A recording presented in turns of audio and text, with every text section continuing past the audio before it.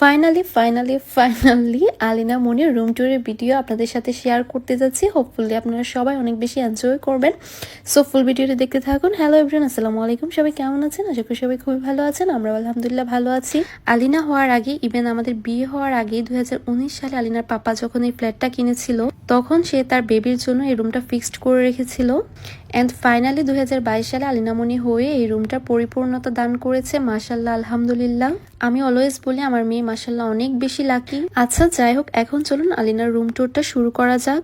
এই স্পেসটা হচ্ছে বই রাখার জন্য, যেহেতু আলিনামণি এখন অনেক ছোট, ওকে স্কুলে ভর্তি করানো হয়নি, তাই তার কোনো বইপত্রও নেই, এজন্য এই স্পেসটা একটু খালি রাখা হয়েছে। আর এটা হচ্ছে আমার প্রিন্সেসের ক্লোজেটটা, যেটার অবস্থা 2 দিন পরপরই খারাপ হয়ে যায়। আর এটা গুছাতে আমার জানগুলো দেখাবো। ফার্স্টে আমি আপনাদেরকে এই সুন্দর প্রিন্সেস থিম বেডটা দেখাচ্ছি, যেটার কালার কম্বিনেশনটা রাখা হয়েছে হোয়াইট অ্যান্ড বেবি পিঙ্ক কালারের মধ্যে। বেডটার পিলো, কুশন কাভার, কমফোর্টার এগুলোও আমি হোয়াইট অ্যান্ড পিঙ্ক কালারের মধ্যে রাখার ট্রাই করেছি। আর এটা হচ্ছে আমার আরেকটি পছন্দের জিনিস, আমার মেয়ের চুড়ি অর্গানাইজার। এটা আমি নিয়েছি Facebook page Omo home decor page থেকে।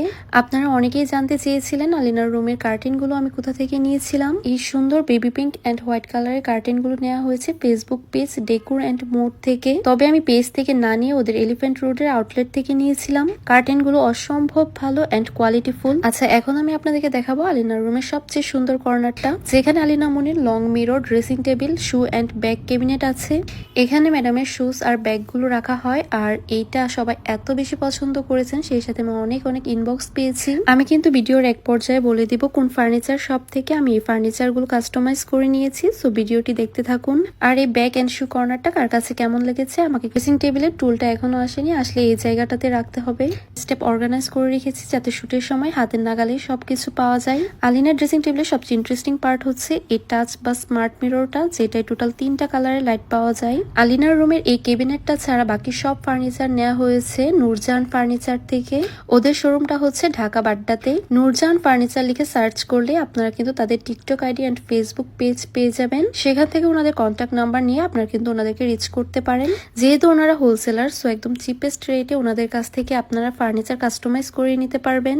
আর যে কোনো ধরনের বা যে কোনো ডিজাইনের ফার্নিচার আপনারা তাদের কাছে পেয়ে যাবেন এবং কাস্টমাইজ করে নিতে পারবেন। নূরজাহান ফার্নিচারের ওনার আমার হাজবেন্ডের আগে থেকে পরিচিত বলে আমার ফ্ল্যাটের সমস্ত ফার্নিচার ওনার কাছ থেকে নেওয়া হয়। ওনাদের প্রোডাক্ট কোয়ালিটি অ্যাজ ইউজুয়াল খুবই ভালো। আর আপনাদের কার কাছে আলিনার রুমটা কেমন লেগেছে কমেন্টে কিন্তু জানাতে ভুলবেন না। আসসালামু আলাইকুম, আল্লাহ হাফেজ।